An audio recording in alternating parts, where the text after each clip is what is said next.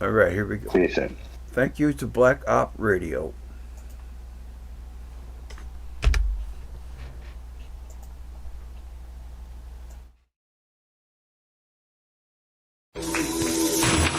There is but one mind in all these men, and it is bent against Caesar.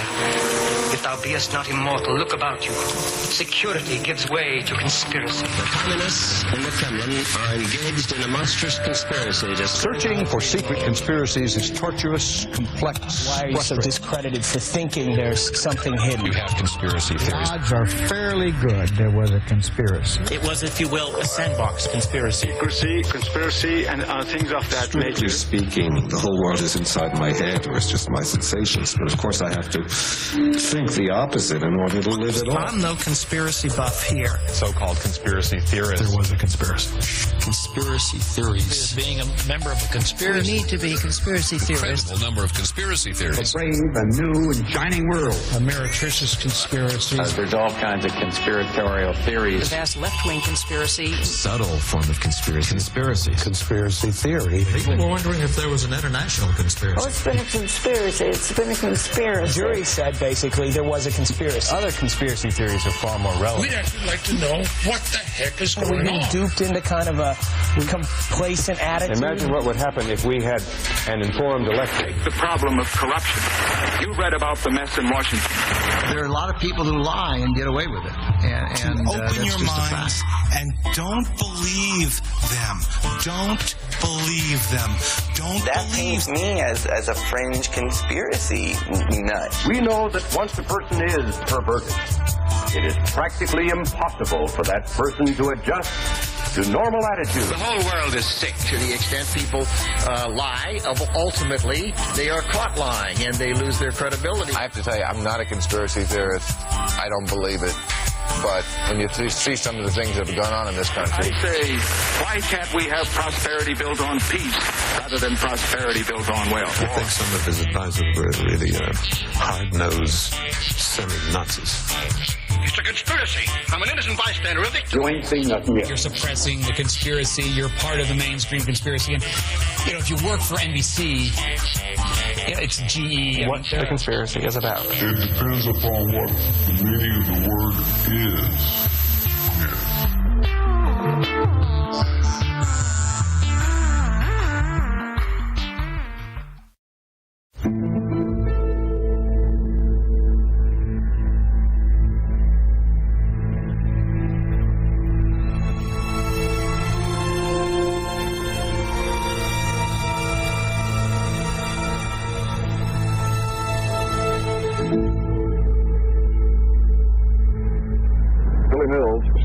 There's no doubt in my mind that he was shot because of the positions he has taken.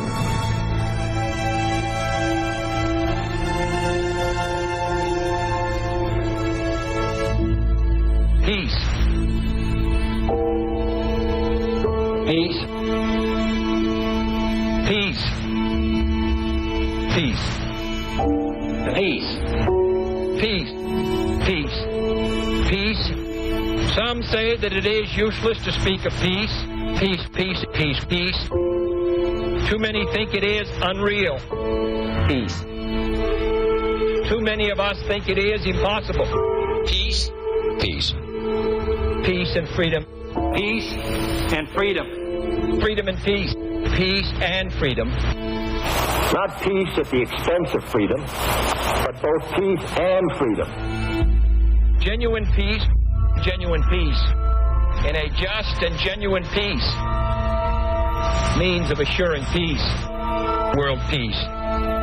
World peace like community peace. A world of peace. Pursuing the paths of peace. The strategy of peace. For peace is a process.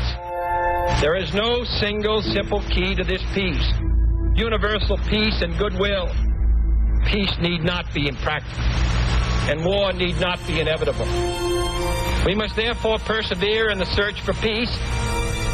First, examine our attitude towards peace itself. I realize the pursuit of peace is not as dramatic as the pursuit of war, and frequently the words of the pursuers fall on deaf ears. but we have no more urgent task. I speak of peace, therefore, as the necessary, rational end of rational men.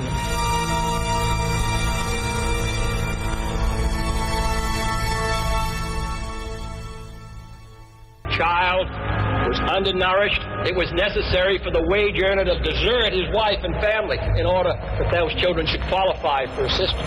But last year that was changed. The president's willingness to abandon tradition was responsible, in part, for his failure to succeed with the business community, in spite of efforts at conciliation.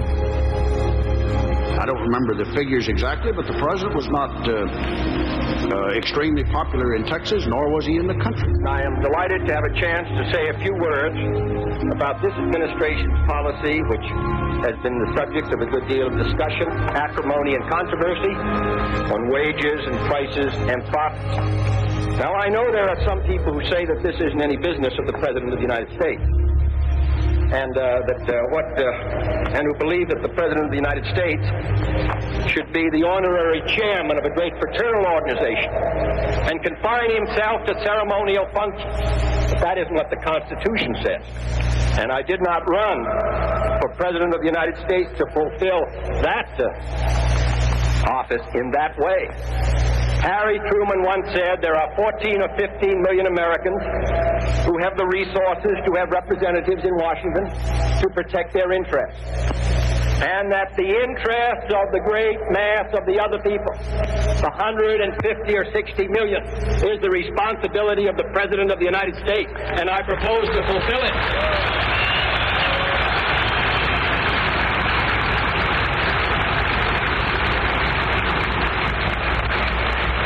And I believe it is the business of the President of the United States to concern himself with the general welfare and the public interest. And if the people feel that it is not, then they should secure the services of a new President of the United States.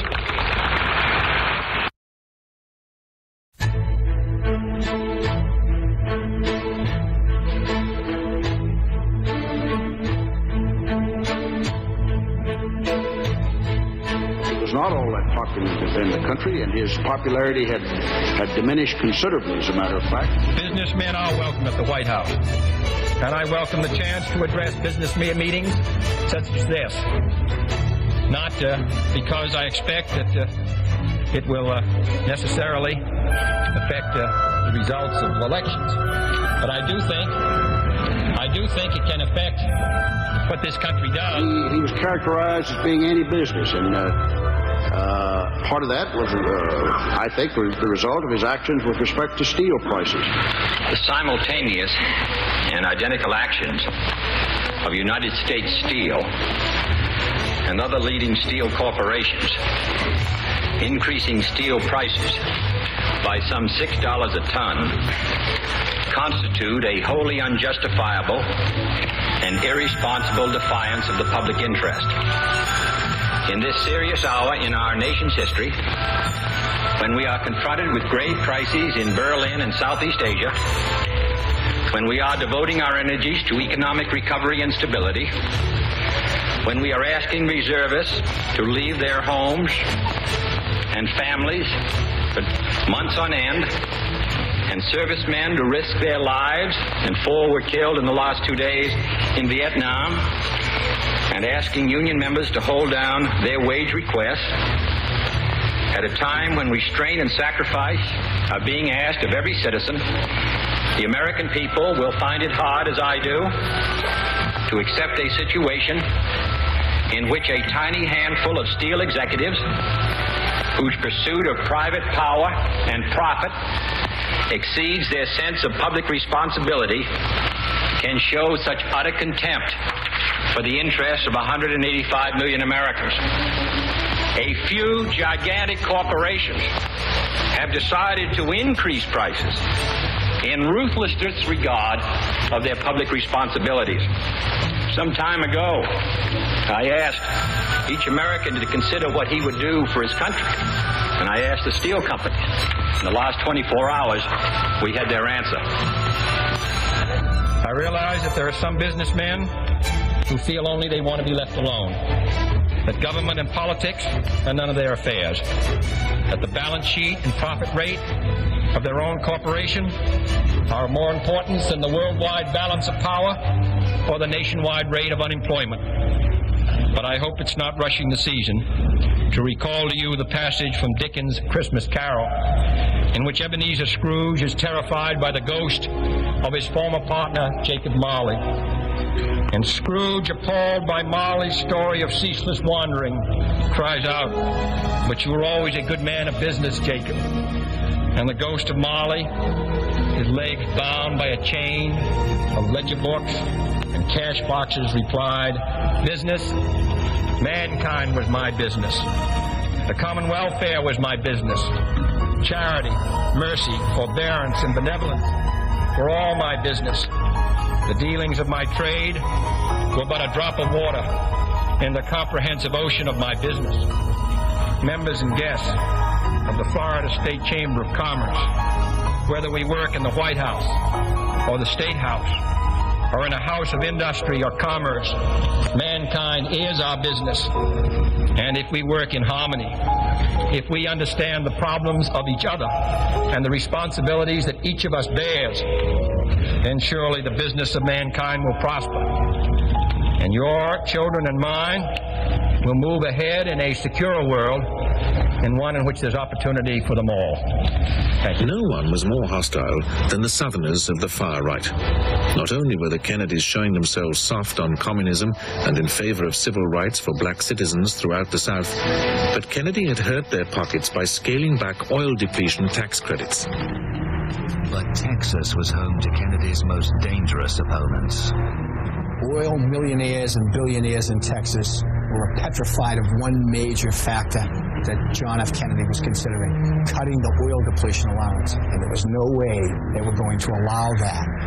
Essentially, they would save billions of dollars if it stays as it is. It was called a 27.5% oil depletion allowance.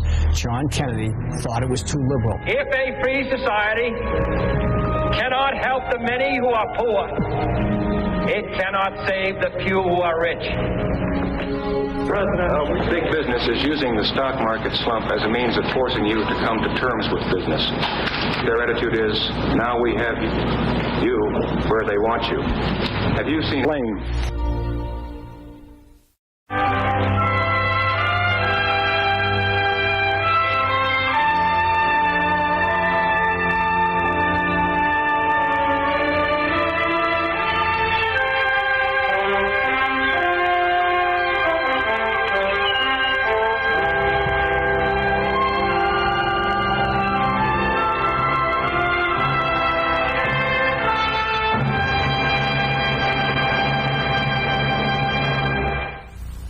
By March 1954, the brushfire war in Indochina was almost 8 years old, and the French position had deteriorated.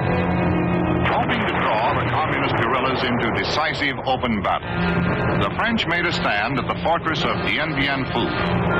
But by mid-March, the French forces were surrounded and cut off. Military aid from the United States had made it possible for France to maintain the war. But in spite of an ever-increasing flow of supplies, the French cause appeared doomed. The question of American military intervention was raised. This might have serious risks, but these risks are far less than would face us a few years from now if we dare not be resolute today. Senator Kennedy felt otherwise. I am reluctant to make any statement which may be misinterpreted as unappreciative of the gallant French struggle at Dien Bien Phu and elsewhere. But the speeches of President Eisenhower and Secretary Dulles and others have left too much unsaid. For if the American people are, for the fourth time in this century, to travel the long and tortuous road of war, particularly a war which we now realize would threaten the survival of civilization, then I believe we have a right to inquire in detail into the nature of the struggle in which we may become engaged. Certainly, I, for one, favor a policy of united action by many nations, whenever necessary, to achieve a military and political victory for the free world in that area, realizing full well that it may require some commitment of manpower. But to pour money, material, and men into the jungles of Indochina without at least a remote prospect of victory would be dangerously futile and self-destructive. Of course, all discussions of united action assume the inevitability of such victory. But such assumptions are not unlike similar predictions of confidence which have lulled the American people for many years.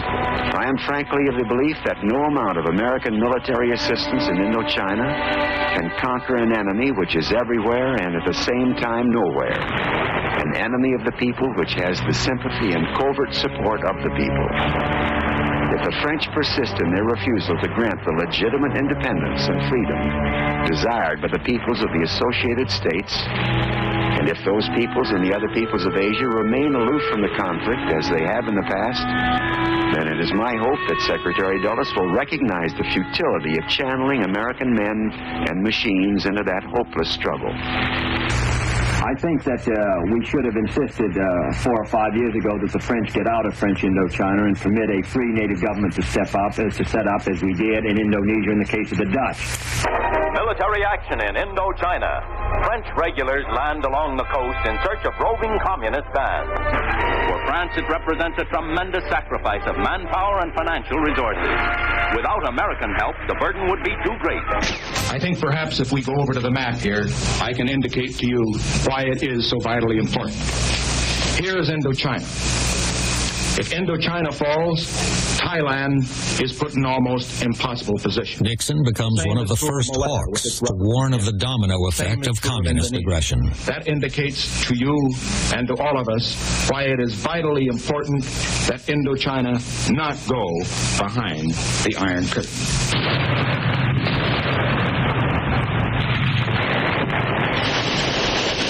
1 year later, in 1954, French forces are besieged by the communists at a place called Dien Bien Phu. A massive resupply operation fails to tip the balance. Nixon is one of the first to favor military intervention, but President Eisenhower won't commit troops to a ground war in Asia. Nixon supports the use of tactical nuclear weapons, but Ike says the sun is still shining. Dien Bien Phu isn't the end of the world. Dien Bien Phu falls. The French surrender.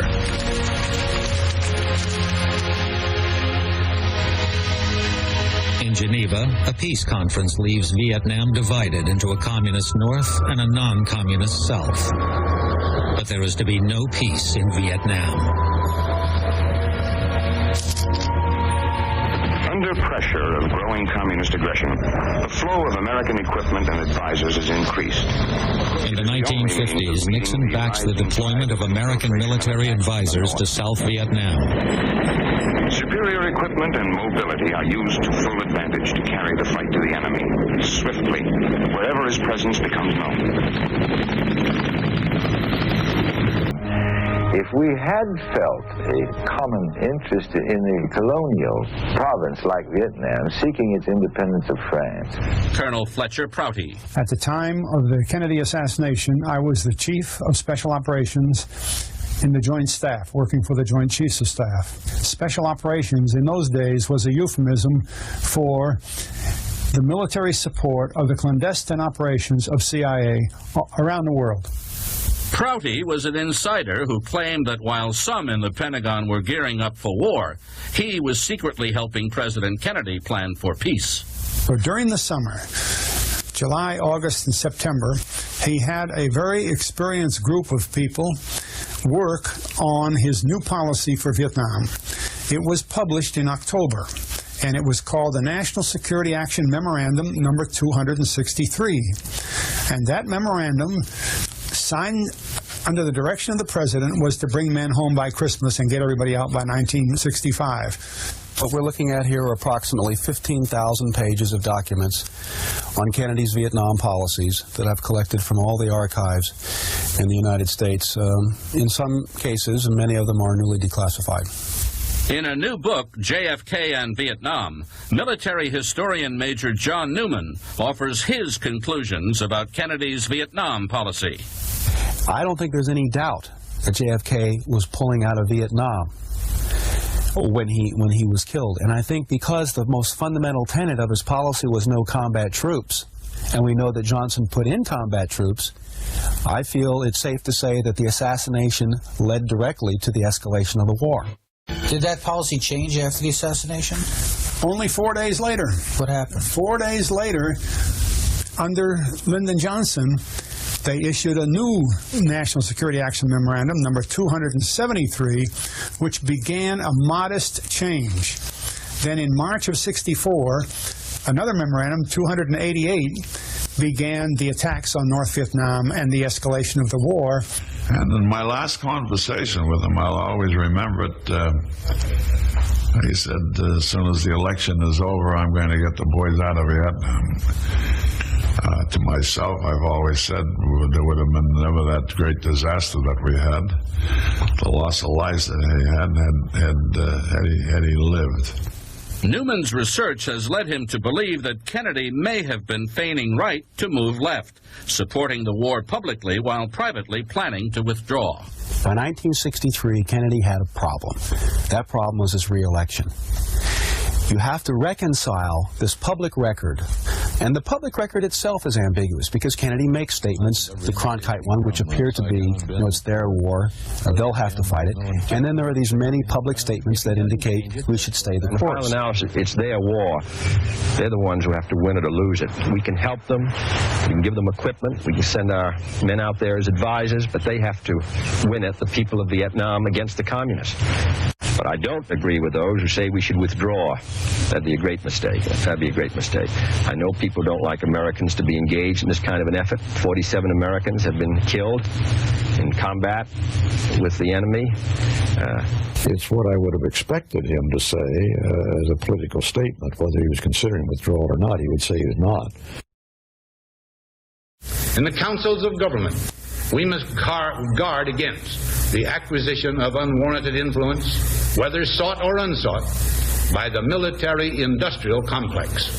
President Eisenhower warned the nation of the dangers of the military-industrial complex. A permanent war economy was their business, with billions at stake. Sir, would you give us your appraisal of the situation in South Vietnam now since the coup and the purposes for the Honolulu conference? Well, because we do have a new situation and a new attempt to assess the situation, what American policy should be, what our aid policy should be, how we can intensify the struggle, how we can bring Americans out of there. Now, that is our object, to bring Americans home. October 2nd, I had returned from Vietnam. At that time, we had 16,000 military advisors. I recommended to President Kennedy and to the Security Council that we establish a plan and an objective of removing all of them within 2 years.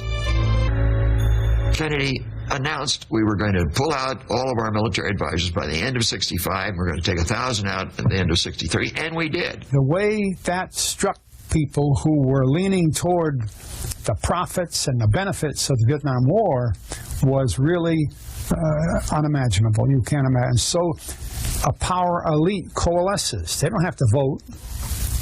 And among them, they say, you know, that guy's got to go. Is there any speed up in the withdrawal from Vietnam?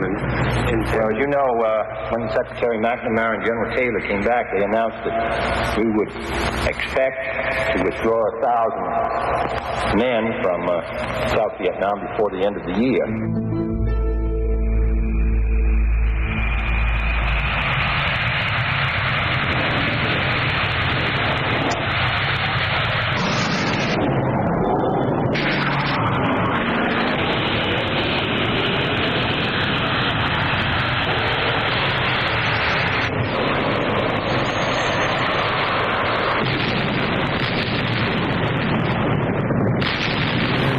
like stand there while someone burns down your so house. glad to go home. I don't know. It's the worst area we've been in since I've been in Vietnam. You think it's worth it? Yeah, I don't know. And they say we're fighting for something. I don't know. I don't know where they are. That's the worst. Riding around the running sewers and the gutters anywhere.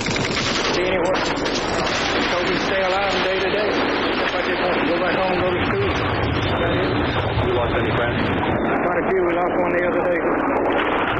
Whole thing. Thank you.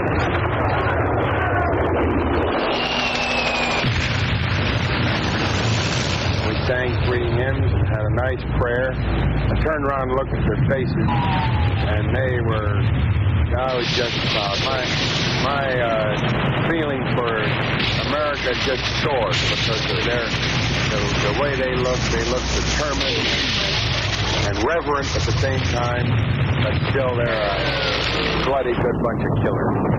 That was George Patton Jr. Some people enjoy it, some don't. Some just go out and do it as a job. It's a daily grind. What is it to you? I enjoy it. The history of conflict among nations does not record another such lengthy and consistent chronicle of error as we have shown in Vietnam.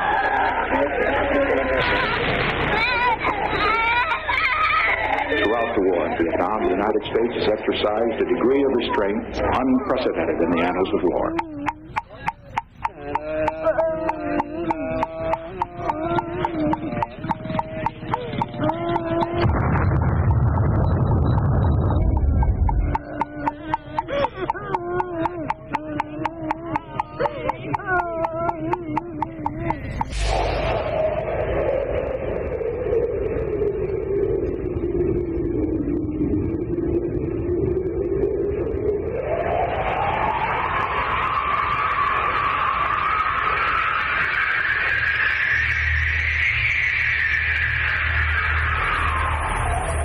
As a result of what we have done in South Vietnam, not only has the psychology changed there, but also it has had a most beneficial effect, in my opinion, among other free Asian countries who looked at South Vietnam as a test.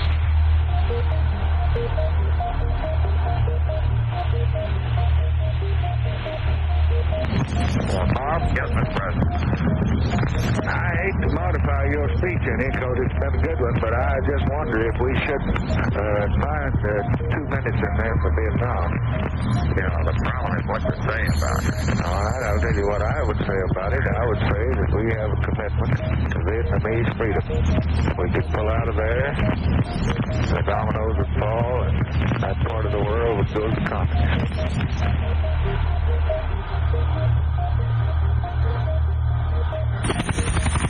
After reviewing the situation in Vietnam, McNamara recommended that to avert certain defeat of the South, America must become directly involved in the war, starting with covert operations against North Vietnam. Johnson agreed. He approved a top-secret program codenamed Op Plan 34A for commando raids on the North Vietnamese coast. A second, separate covert operation involved U.S. Navy destroyers, specially fitted out to gather electronic intelligence. Codenamed DeSoto patrols, they would operate in the same general area in the Gulf of Tonkin off the North Vietnamese coast. On July 31st, 4 assault craft left the Op Plan base at Da Nang flying the Stars and Stripes. Once in North Vietnamese waters, the flags were stowed away. The commandos attacked radar stations on 2 offshore islands in the Gulf of Tonkin.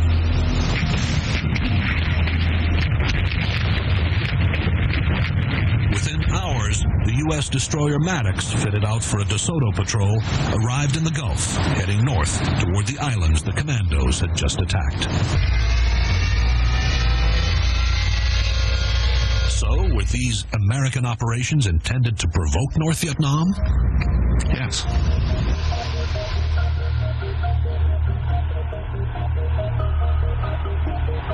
What happened was we've been playing around up there, and they came out, gave us a warning, and we knocked hell out of it. We are within their 12-mile limit. There have been some covert operations in that area that we've been carrying on, blowing up some bridges and things of that kind. So I imagine they wanted to put a stop to it. So they come out there and fire, and we respond immediately. We cripple them up, and then we go right back where we were with that destroyer and with another, and plus plenty of planes, and we haven't pulled out, we pulled up. The officer commanding the DeSoto patrol recommended pulling out. The answer was no. Instead, a second destroyer, the Turner Joy, joined the Maddox, and a second carrier, the Constellation, was sent to reinforce the Ticonderoga. In the next few hours, the gap between what actually happened at sea and what was alleged to have happened began to widen. The two destroyers were ordered to sail on a course that took them within 11 miles of the North Vietnamese coast and 4 miles of North Vietnam's offshore islands. There was no attempt at concealment. The operation would take place in full daylight.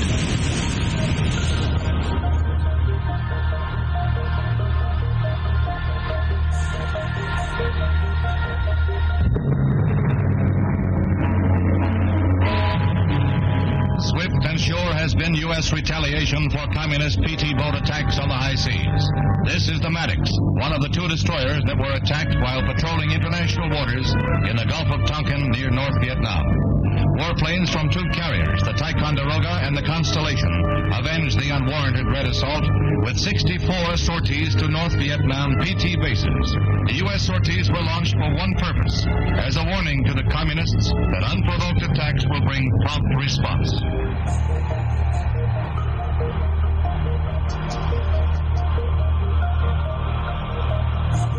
Renewed hostile actions against United States ships on the high seas in the Gulf of Tonkin have today required me to order the military forces of the United States to take action in reply. While the two destroyers were cruising in company on routine patrol duty in the Tonkin Gulf in international waters, some 65 miles from the nearest point of land. Put out that propaganda, but they got caught. Because we were able to disclose within 2 days that if they would check upon the log of the Maddox, for example, they would find she was only 11 to 13 miles from the bombing of those islands. And of course, that's coverage. And the North Vietnamese knew that it was coverage. Do our naval vessels afford any cover for these? Our naval vessels afford no cover whatsoever. The sad fact is, history will record that the United States was an aggressor in Tonkin Bay.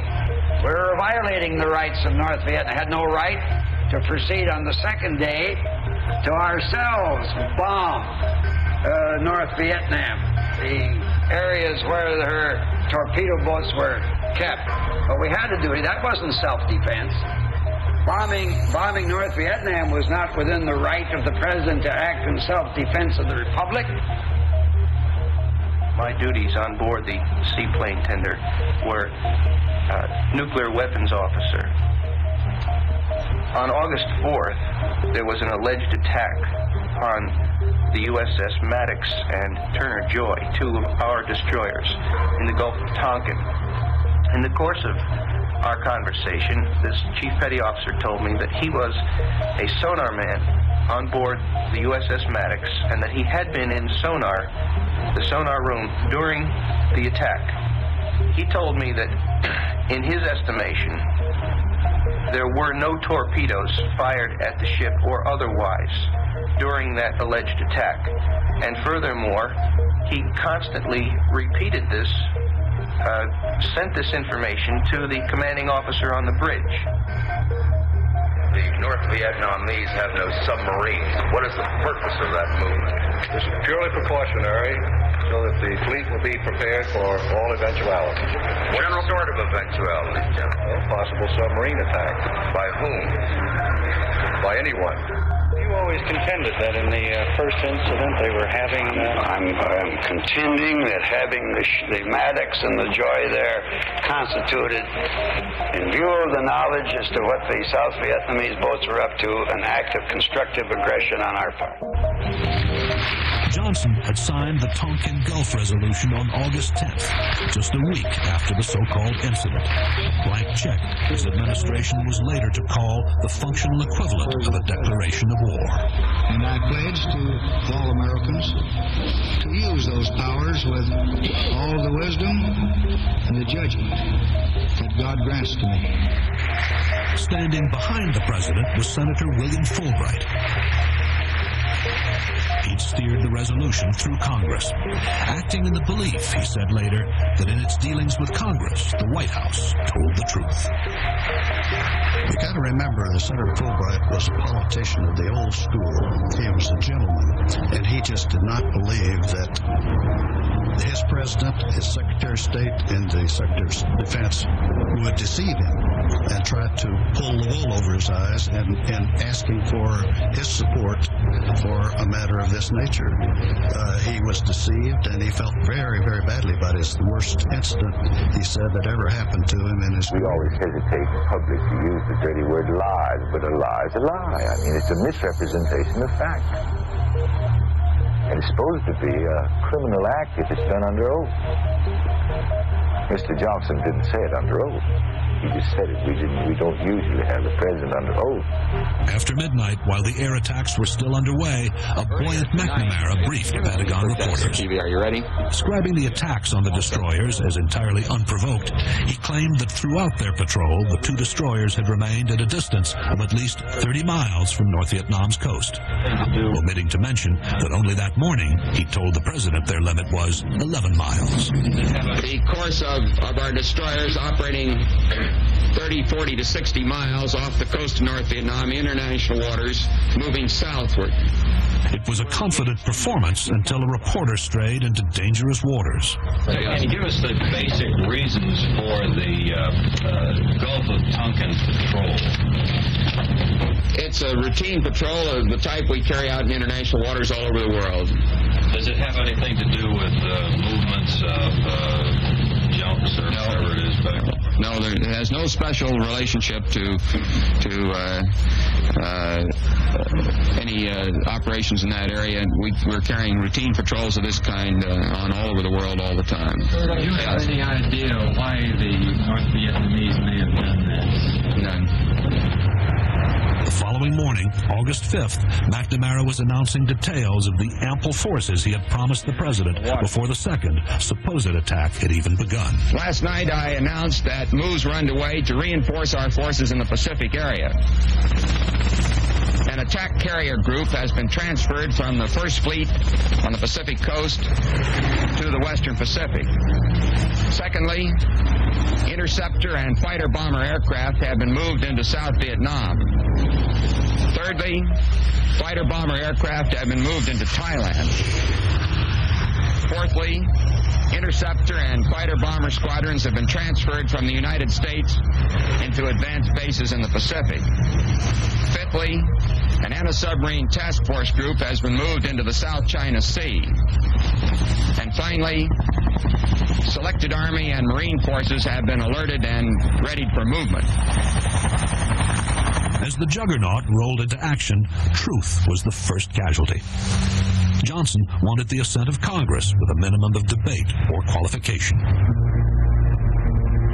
He was beside himself when the loquacious Senator Hubert Humphrey, the man he planned to make his running mate in the coming presidential election, talked about the commando raids in public.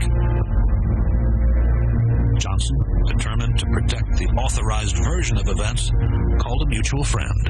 Hello, Jim. Yes, Mr. President. How you doing? I'm doing fine. You? Pretty good. I don't know how to get this message over, but this boy, our friend Hubert, is just destroying himself with his big mouth. He went on the TV, and every person in town that's handling war plans, it just scared them to death. because he just blabbed everything that he had heard in a briefing, just like it was his personal knowledge. They said, for instance, how would you account for these pitiable attack on our destroyers when we innocently out there in the Gulf 60 miles from shore? Humphrey said, well, we have been carrying on some operations in that area, and we've been having some covert operations where we have been going in and knocking out roads and petroleum things and so forth, and that's exactly what we have been doing.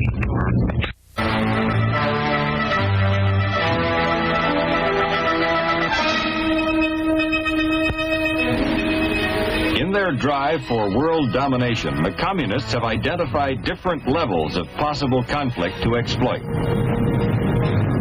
Khrushchev speaks of war and peace in the light of what he calls the new means of mass destruction. But Khrushchev recognizes another category, which he calls wars of liberation and popular revolt, but which we prefer to call subversion and covert aggression. It is these wars which Khrushchev says are not only admissible, but inevitable. A free world's answer, tested during a year in Vietnam, is counterinsurgency. At the request of the South Vietnamese government, we are helping peace-loving people learn how to defend themselves. Here, in a remote setting, there is new emphasis on the importance of the individual fighting man, as a teacher as well as a leader. Our troops are here to advise and train the South Vietnamese, but fight only to defend themselves, on assignments which often take them into the midst of a bitter and dangerous struggle. In this conflict, it is harder to find the enemy than to fight him.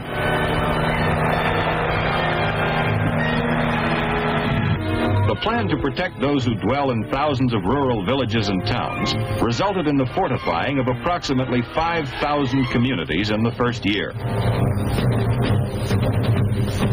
During an intensive visit to Southeast Asia, Secretary of Defense Robert S. McNamara sees how the fortified hamlet program is working out.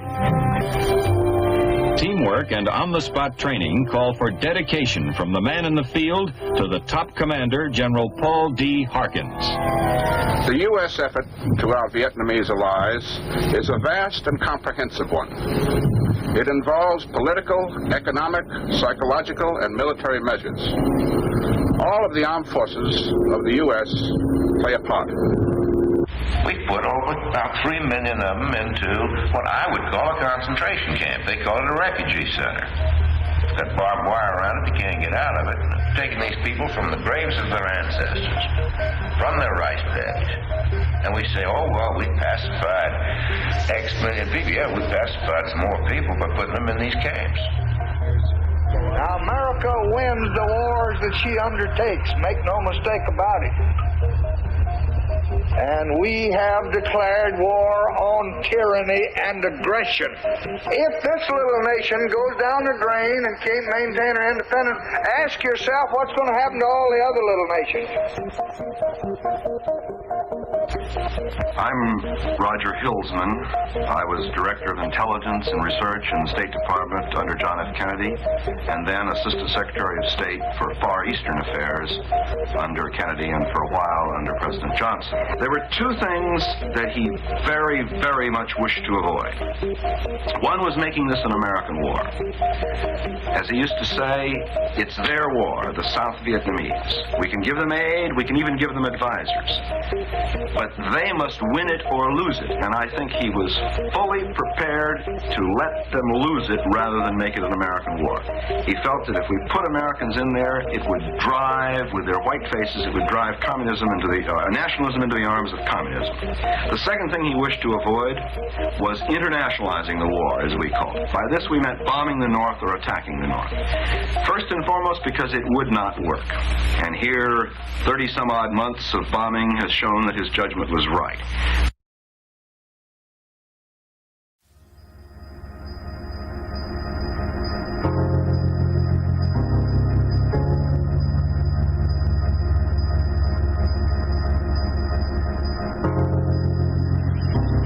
every day someone jumps up and shouts and says, tell us what is happening in Vietnam and why are we in Vietnam and how did you get us into Vietnam?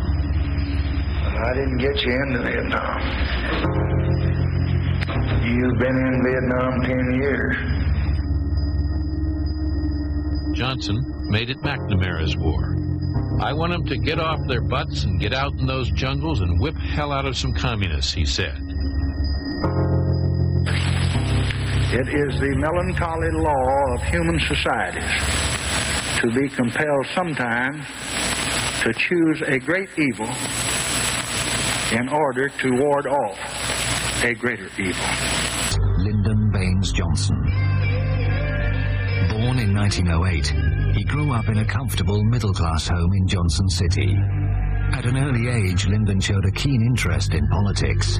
From the beginning, he was driven by a determination to win, whatever the cost.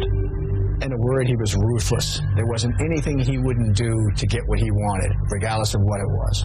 And probably the best example would be in 1948 when he was running for the Senate. And he was running against a man named Coke Stevenson. And the election was very, very close. The race was so close there was no way to call it. The lead seesawed back and forth. I said, I think you're going to win it. He said, no, I think we've lost it. And I said, no, it's going to be the reversal of 1941. 3 days after the polls closed, the votes were still coming in, and Stevenson led by a handful. It looked as if Stevenson would be the new senator from Texas. But Johnson remembered 1941. He was not about to lose again. The election now hinged on the Duke of Duval County, George Parr, the man who controlled the votes in South Texas.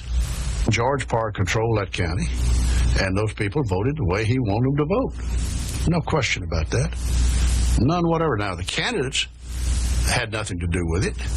In the nature of things, you don't write down, bought these votes, yesterday afternoon at 4 o'clock. But obviously there was some understanding between the Johnson people and the political bosses in South Texas. In the tiny South Texas town of Alice, 6 days after the polls had closed, 202 additional votes were reported from precinct box 13. When they were counted, all but 2 were for Lyndon Johnson. When the signatures of the 202 new voters were examined, some say the names were all written in the same ink and listed in alphabetical order. Well, it did look to me like there had been a change in ink, and it looked like 200 or 202 or 3 names had been added to the poll list in a different ink by a different hand. Mr. Stevenson was an outraged man that felt like the election had been stolen from him, and he felt like what he'd just seen was evidence of that. Stevenson challenged the election at the Texas State Democratic Convention. It was no use. The Johnson forces were too powerful. When it was all over, precinct box number 13 made the difference. Johnson won by 87 votes. But the question of a stolen election remained. 19 years later, Ronnie Duggar met in the White House with President Lyndon Johnson and asked him about the election of 1948. One night up in his bedroom, he started laughing, and he seemed to wonder if he could find something, and he said he was going back into Bird's bedroom, which was next door. And he rummaged around in the closet. I think I could hear him rummaging around in the closet, and he came in with this photograph of these 5 guys in front of this old car with box 13 balanced on the hood of it. I looked at him and grinned, and he grinned back. But he wouldn't explain it to me. I asked him, well, who were these guys? Why did they have box 13 on the hood of this car? What did it mean? And he just, nothing. He wouldn't say. And that stuck with him the rest of his life. That rigged ballot became the template for a political career based on bribery and corruption. The full extent of Johnson's criminal activity only began to unravel 11 years after his death. In 1984, at this courthouse in Franklin, Texas, a former Johnson business associate, Billy Celestes, appeared before a grand jury. According to Billy Celestes, there were 8 murders perpetrated on the part of Lyndon Johnson The first name was a man named Douglas Kinzer. That was followed by a number of men involved in Estes businesses who were corrupt, and they were all killed with carbon monoxide. Josepha Johnson's name is listed on this Justice Department document. That's Lyndon Johnson's sister. So Estes is accusing the Vice President of the United States of murdering his own sister. And the eighth name listed is the President of the United States, John F. Kennedy. And then there is a promise of knowing more. And if Billy Saul Estes is telling the truth, and there's every reason to believe he is, it gives you an idea of the depth of the corruption and the ruthlessness of Lyndon Johnson. According to Estes' written testimony, that murderous cycle began in 1951 in Austin, Texas, at this downtown golf course known as Butler's Pitch and Putt.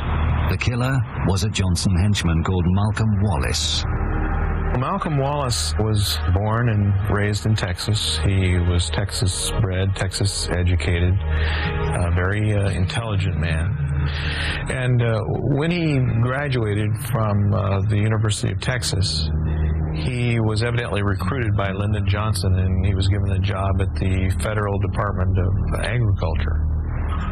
John Douglas Kinzer, the golf pro at Butler's Pitch and Putt, was having an affair with Wallace's wife and with Lyndon Johnson's sister. Lyndon Johnson's sister, Josepha, was an alcoholic. She was a drug user. She was sexually promiscuous. She had loose lips. And who knows what she might tell Kinzer or others about Lyndon Johnson's political shenanigans. Malcolm Wallace walked into the Pitch and Putt golf course in Austin, Texas, and was shot to death in cold blood. John Douglas Kinzer. Kinzer died here for his indiscretions. Wallace was soon arrested and went on trial in Austin 3 months later. First-degree murder, open and shut case. He gets a lawyer known as a Lyndon Johnson lawyer. So Lyndon Johnson is going to do his best to get his friend out of hot water. During that trial, Lyndon Johnson took a room at a local hotel, and the 10 days that trial was going, constantly sent runners from the hotel to the courthouse to bring him word of what was going on during the trial. So we followed the pulse of the trial very, very carefully. Malcolm Wallace is found guilty of first-degree murder, but through influence of Lyndon Johnson, Malcolm Wallace receives a 5-year suspended sentence. Lyndon Johnson was able to get his man out of first-degree murder. Much of the control Johnson exercised was acquired through an early alliance with a fellow Texan. Edward Clark gained unrivaled power in the late 1930s with a series of high positions in the state government. He became Johnson's lawyer and a formidable ally throughout his career. The power Edward Clark exercised covered almost every avenue of government power in the state of Texas. He would make sure that important appointments were covered by his men. The judges' control was through their vote. I mean, he had their decision in the palm of his hand. And this was, of course, important because Austin was the capital of the state. Anything that happened legally went through Austin, and that meant it went through Clark. He was known as the secret boss of Texas. He could and did arrange for people to be killed. He arranged for money to be laundered. He had that control. This building in downtown Austin became the headquarters of Edward Clark's all-powerful law firm. Barr McClellan was recruited as a young lawyer in 1966, 3 years after the assassination, unaware of the dark secrets hidden within. Soon after joining, in an after-hours conversation with John Coates, one of the firm's attorneys, Barr was made privy to an astonishing piece of information. Coates and I started talking, and in the course of it, John told me, if the truth be told, Clark arranged the assassination of Kennedy. It was a kind of statement that you can't easily forget, even though I personally chose not to believe it at the time. it'd stick with me. Attorneys know they're acting behind a privilege. They can say things to each other. And this talk would go on at after-hours drinks, at Christmas parties, just traveling on the road. And it was like Johnson had to get Kennedy out of the way. I worked closely with Don Thomas, and Thomas was the business attorney to the president and was the second man in the law firm. Thomas and I did a number of cases together, and we traveled the state because he did not fly. We'd been to Dallas one day shortly after I became partner, and it was driving back, and just out of the blue, it seems now, looking back, that Thomas said, "I am the only living man who knows what happened in Box 13. And we know what that meant. That was the stolen 1948 election. I didn't say anything. Sometimes it's best just to listen. And then he looked away and added, but Clark took care of things in Dallas.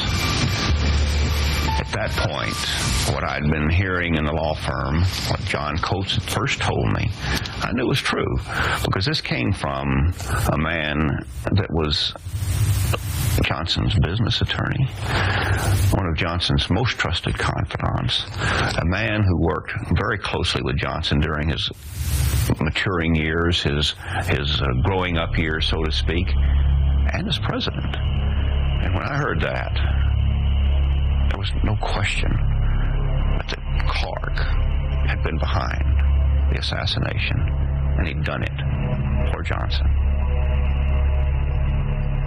I know beyond a reasonable doubt that Johnson murdered Kennedy. He acted through Clark. He saw that it was done, and he did it out of a corruption of power that is unequaled in our history. After becoming a senator in 1948, Johnson developed an unrivaled power base in Washington, using his forceful personality, political skills, and corruption. He established himself as one of the most influential men in the nation, but as vice president to Kennedy, he lost much of that authority. By 1961, his past was catching up with him. In Texas, Henry Marshall, a local agricultural official, had begun investigating one of Johnson's illegal sources of funding. Working out of these offices in Bryan, Texas, Marshall had become aware of Billy Solesti's misappropriation of federal cotton allotment funds. Attempts to buy off Marshall had failed, and his investigations were beginning to threaten the vice president himself. Billy Solestes became worried. Lyndon Johnson became worried. And some of them got together and decided, what are we going to do with Henry Marshall? So on one particular day, according to Billy Solestes, Cliff Carter, an aide to Lyndon Johnson, the vice president of the United States, and Malcolm Wallace got together. And finally, Lyndon made the statement, get rid of him. On June the 3rd, 1961, Henry Marshall failed to return home. An extensive search was made of the family farm near Franklin, Texas. His only son, Don, was 11 years old at the time and remembers that day well. My uncle found him on the second attempt when he went out to the place.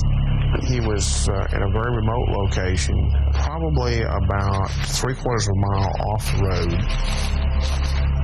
My mother had this stone placed here in order to mark the spot. The truck had blood around the sides of it.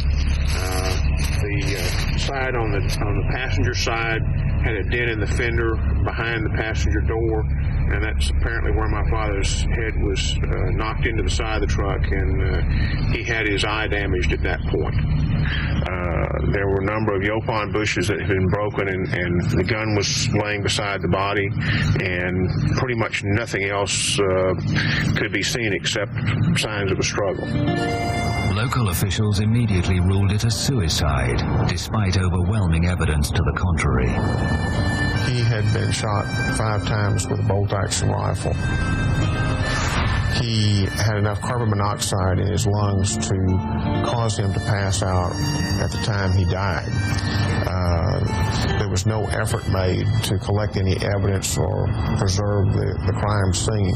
They had pretty much determined in their minds that this was going to be a suicide. When Billy Saul Estes testified before the grand jury in Franklin, he implicated Cliff Carter and Malcolm Wallace as the people that were most involved in my father's murder. Wallace being the trigger man and Cliff Carter being the one who arranged for the murder. I'm firmly convinced that Malcolm Wallace was the killer of my father. Who that would have aided, probably political power behind everything. Johnson would have been aided more than anyone else.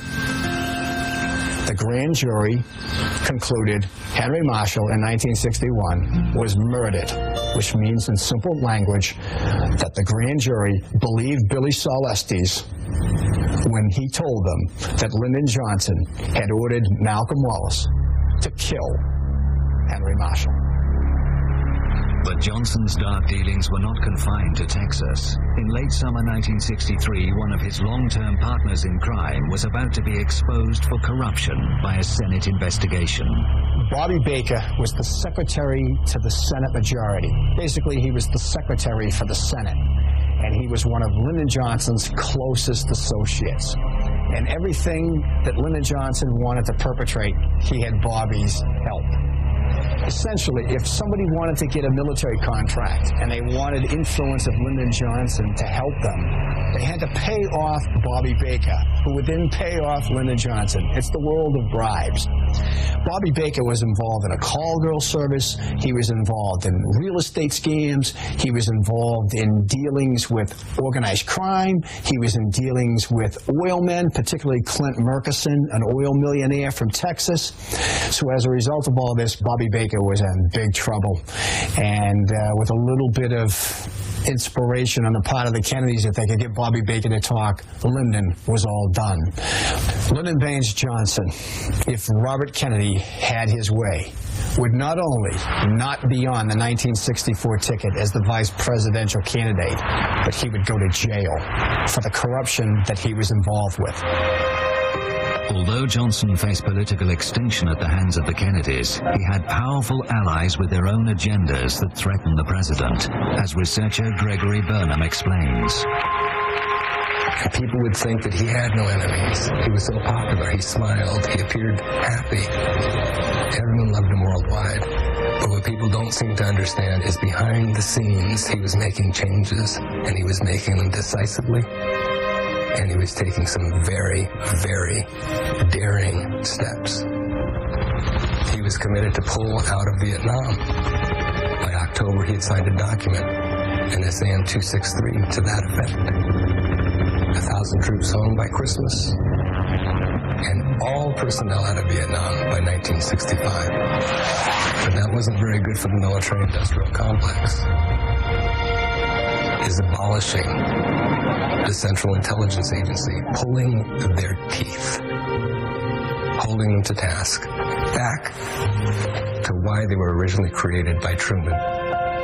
Their original mandate by law is only to coordinate intelligence, not to create the Bay of Pigs. NSAM 55 told the chairman of the Joint Chiefs of Staff that the CIA no longer can do that, and any military operation has to come directly from them to the president, period. That kind of a document really causes problems.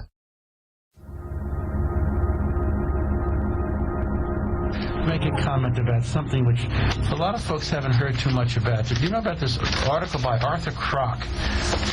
Younger people are saying, who's Arthur Kroc? Arthur Kroc was the single most respected journalist in America in the 1960s. He wrote on the editorial page of the New York Times. He was very close to the Kennedys. In fact, Joseph Kennedy, John Kennedy's father's first book was ghostwritten by Arthur Kroc.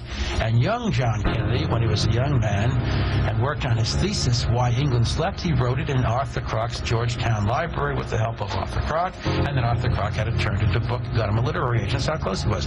John Kennedy, when he wanted to speak to the American people, talk to Arthur Kroc, and Arthur Kroc would publish material. This is October 3rd, 1963, editorial page of the New York Times. Arthur Kroc's column called The Intra-Administration War in Vietnam. And Arthur Kroc is saying John Kennedy has declared war on the Central Intelligence Agency, and John Kennedy wants the American people to know there's some very serious problems. And then he goes on to say, twice, according to a high United States source, twice the CIA flatly refused to carry out instructions from Ambassador Henry Cabot Lodge, F. Kennedy's ambassador to Vietnam. And in one instance, frustrated a plan of action Mr. Lodge brought from Washington, from John Kennedy, because the agency disagreed with it. You like that? The CIA disagreed with it. They don't do what the president says. Then it goes on. Listen to this. The CIA's growth was likened to a malignancy, which the very high official was not sure even the White House could control any longer. And listen to this. If the United States ever experiences an attempt at a coup to overthrow the government, it will come from the CIA. That's John Kennedy talking to the American people in October. The next month they blew his head off, and there's the Warren Commission, and they don't ask Arthur Kroc, where'd you get this information that John Kennedy was talking, or someone on his behalf was talking, to you about the CIA being possibly involved in a coup? If there was a coup, it would come from the CIA.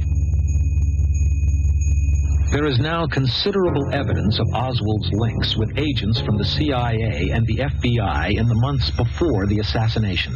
In August 1963 in Dallas, the CIA operative Antonio Veciana met with his case officer Maurice Bishop. Bishop was the CIA coordinator of the most violent anti-Castro exile group. And in Dallas, he also met with Lee Harvey Oswald. Actually, Harvey Oswald in Dallas. In a meeting of 10 or 15 minutes with Mr. Maurice Bishop in Dallas in that time. And you feel certain that Oswald was working with or associated with American intelligence? Well, at least he was associated with Maurice Bishop. And if Maurice Bishop was intelligence, he was working for an intelligence service in the United States, I don't doubt that he was working with him.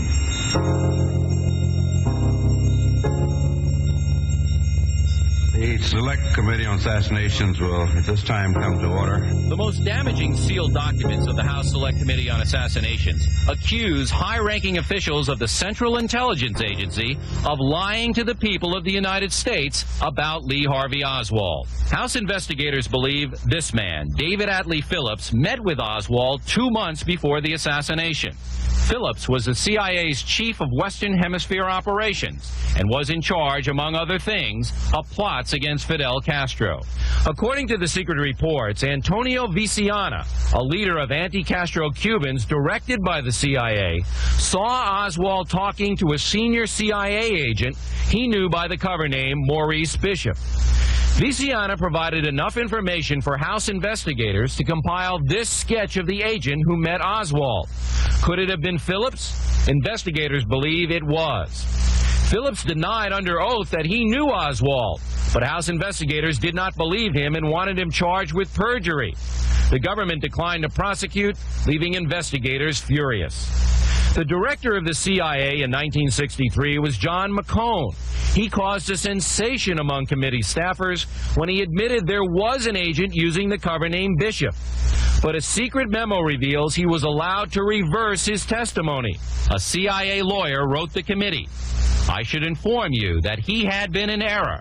In summary, Mr. McCone withdraws his statements on this point. The man who fingered Maurice Bishop, Antonio Veciana, was shot in the head soon after testifying, but survived. Frightened, he will no longer talk about the case. We caught up with him in Florida. They wounded me in the head. They're trying to kill me. You know why? Why were they? I don't know. Perhaps the FBI knows. The FBI knows. Did they tell you? No. Actually.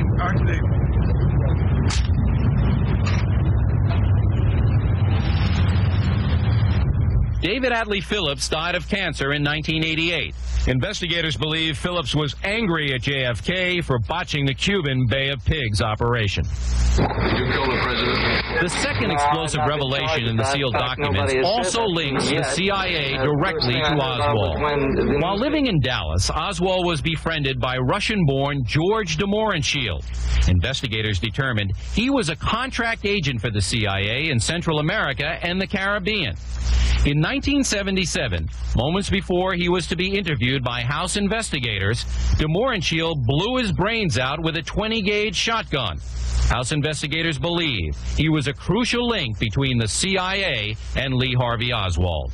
There is no question that the sealed JFK files are extremely embarrassing for the CIA.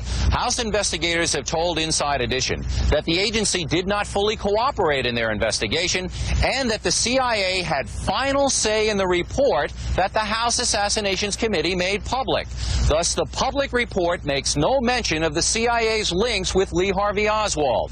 But the secret documents are another story. One interesting sidelight, the movie JFK was partially based on Jim Garrison's investigation in New Orleans. Well, House investigators uncovered evidence that the CIA planted 9 agents inside the Garrison investigation to feed him false information and to report back to Langley on what Garrison was finding out.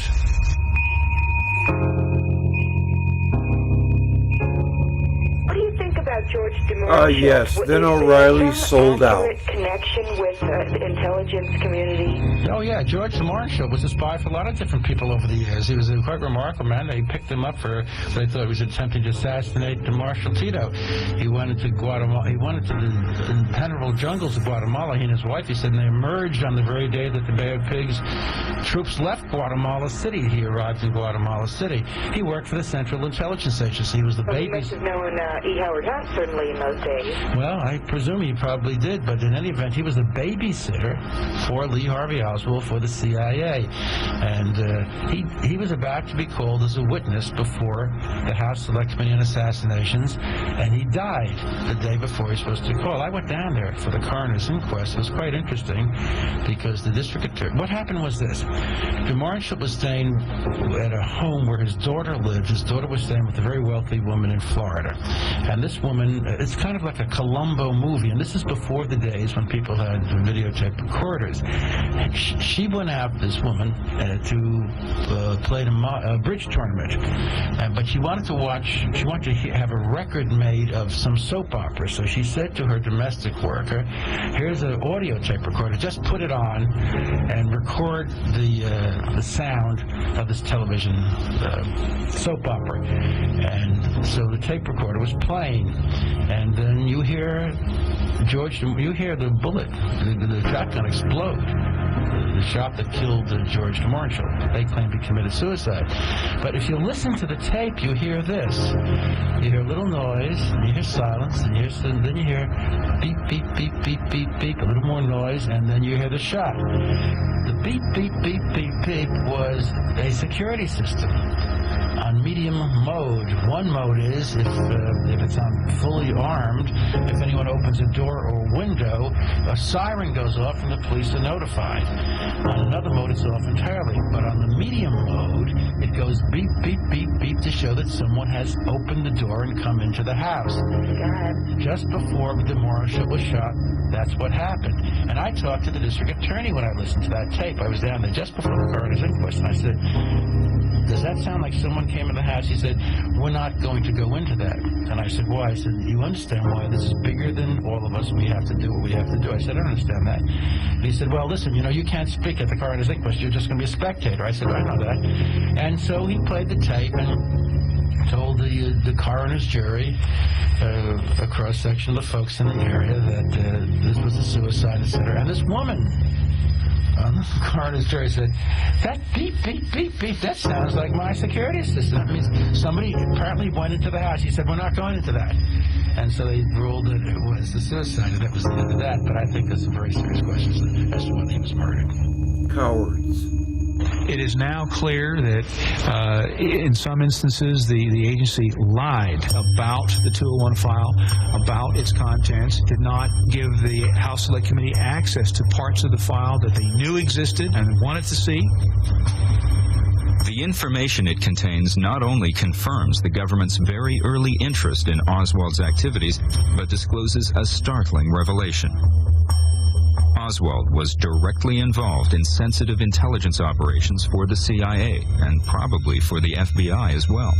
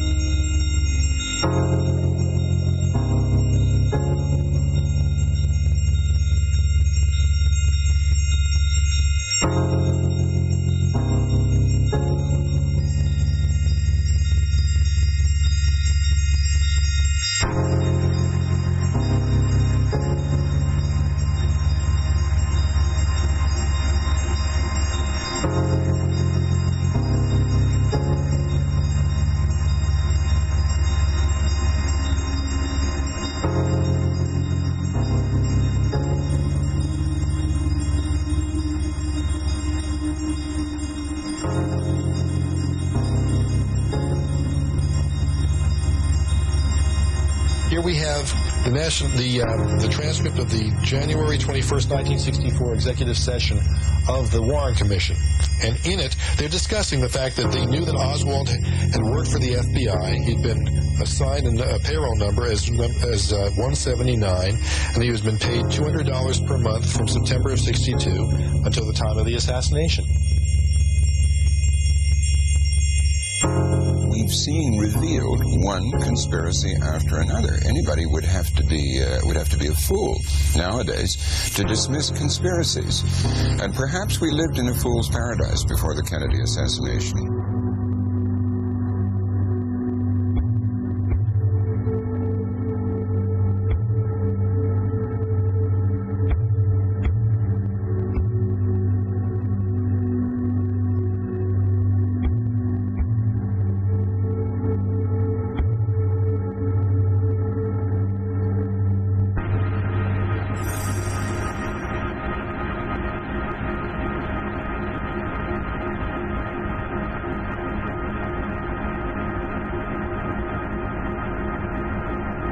Yeah, that's the name of the American empire, the syndicate. The men who create power make an indispensable contribution to the nation's greatness. But the men who question power make a contribution just as indispensable, especially when that questioning is disinterested. For they determine whether we use power or power uses us. Quoted before, and I quote again, Mr. Jefferson, that if we expect a nation to be ignorant and free, we expect what never was and never will be.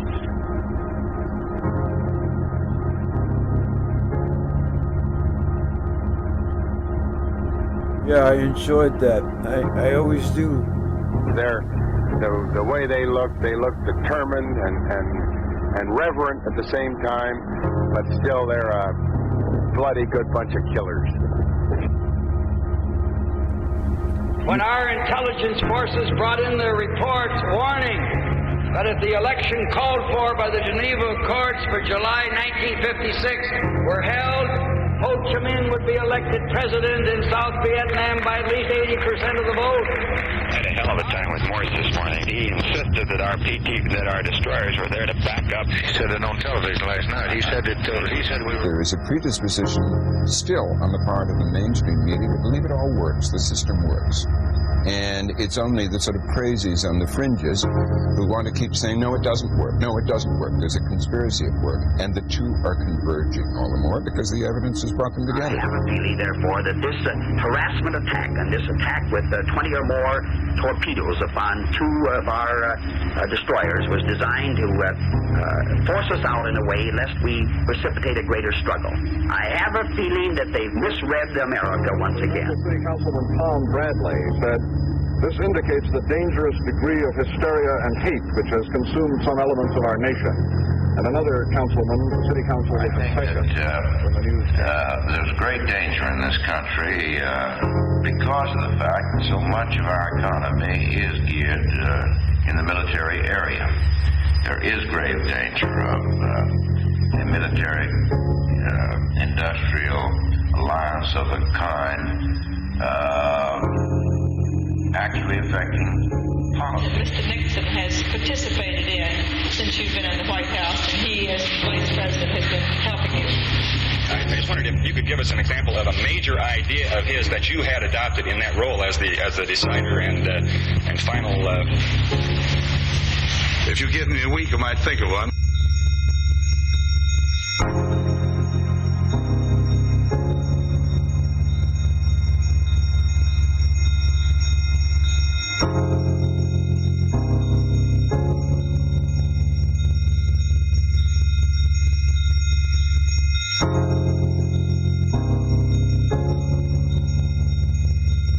When power leads man towards arrogance, poetry reminds him of his limitations.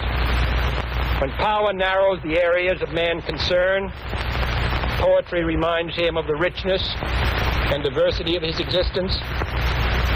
When power corrupts, poetry cleanses.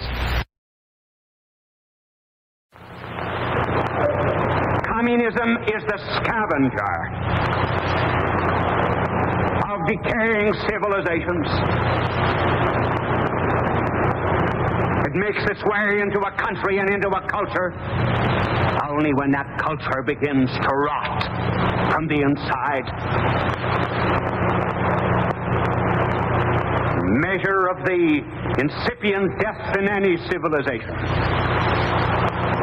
is the progress that communism makes. And just as soon as this culture begins to die,